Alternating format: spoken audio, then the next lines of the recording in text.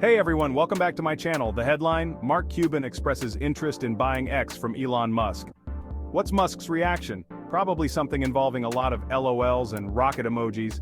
Because, let's face it, the thought of Mark Cuban, the outspoken owner of the Dallas Mavericks, wanting to buy his baby is classic billionaire absurdity. Musk, known for his quick wit and even quicker Twitter fingers, surely had a field day. This is the same guy who once tweeted that he was gonna buy Coca-Cola and put cocaine back in it. So, he couldn't resist poking fun at Cuban's sudden interest in the social media giant. It's like watching two kids in a schoolyard, each daring the other to top their last prank. But beneath the laughter, a question lingers. Is Cuban serious?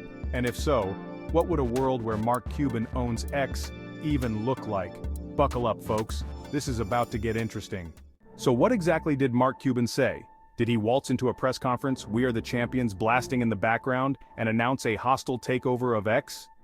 Not quite. Cuban's interest was more like a carefully worded suggestion, a whisper in the wind that maybe, just maybe, he'd be open to the idea if the price was right.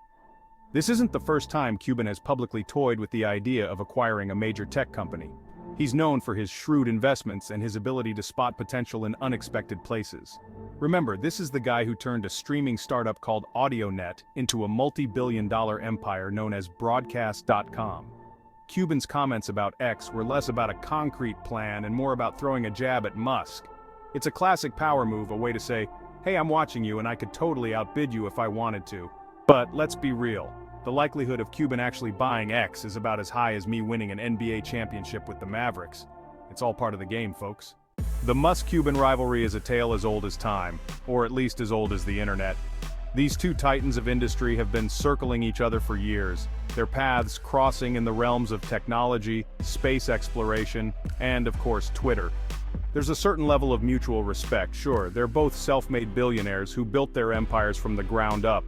They both have a knack for disruption and a love for pushing boundaries. But there's also an undercurrent of competition, a desire to be the wittiest, the most innovative, the one who gets the last laugh.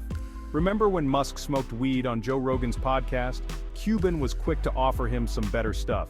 Or when Musk's SpaceX successfully launched astronauts into space, Cuban couldn't resist tweeting about how much he loved watching rockets.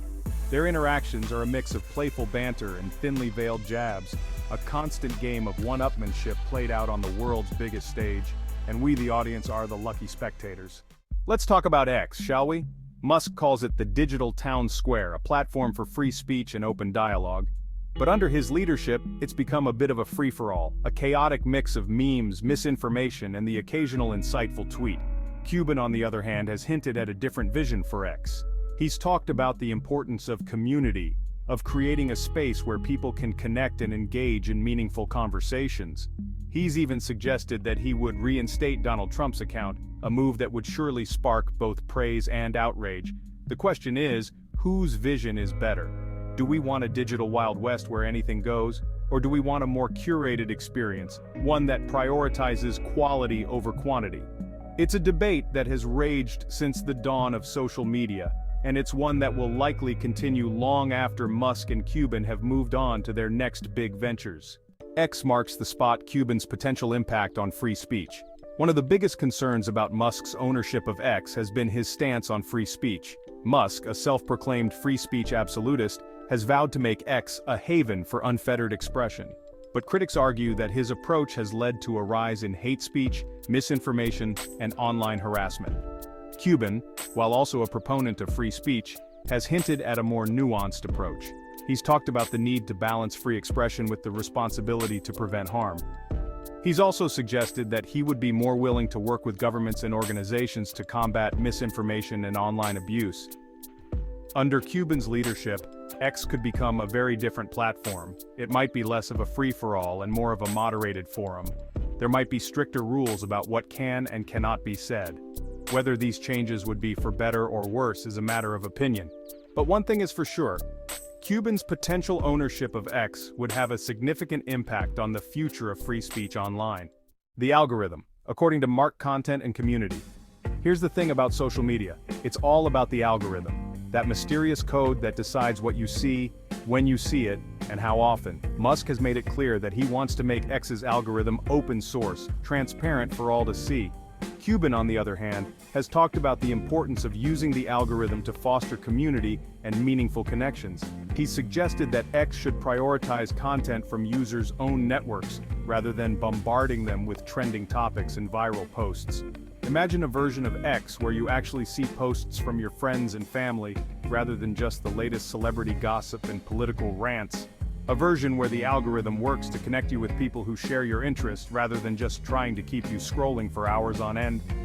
Cuban's vision for X's algorithm is intriguing, to say the least. It suggests a shift away from the attention-grabbing tactics of traditional social media and towards a more community-focused approach.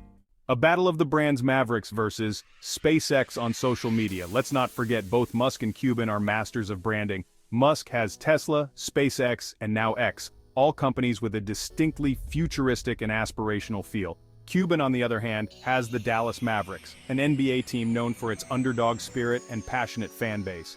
If Cuban were to take over X, it's fascinating to imagine how he might leverage his branding expertise to reshape the platform. Would he turn X into a digital sports bar, a place for fans to connect and trash talk? Would he use X to promote the Mavericks and other Cuban-owned ventures? The possibilities are endless, and frankly, a little terrifying. Imagine scrolling through your X feed and being bombarded with ads for Mark Cuban's latest business venture or, God forbid, NFTs. One thing's for sure, a Cuban-led X would be anything but boring. Beyond the banter, real business or just a pissing contest? Now let's address the elephant in the room. Is any of this actually serious?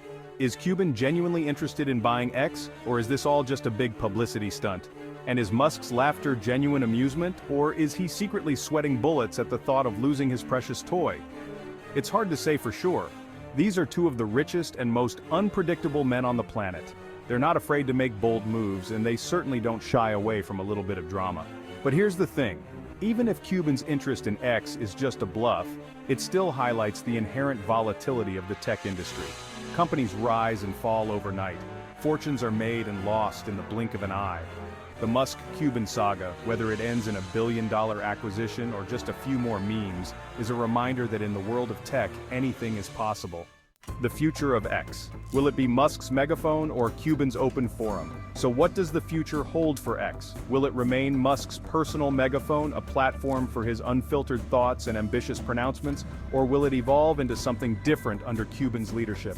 A more community-focused platform that prioritizes dialogue and connection? Only time will tell. But one thing is for sure, the battle for the soul of X is far from over. And as the saying goes, when billionaires fight, it's the rest of us who get the popcorn. So, who you got, Musk or Cuban at the X helm? Alright folks, it's time to weigh in. Who do you think would be the better owner of X, the unpredictable genius Elon Musk, or the shrewd businessman Mark Cuban? Would you prefer X to be a free speech free-for-all, or a more curated and community-driven platform?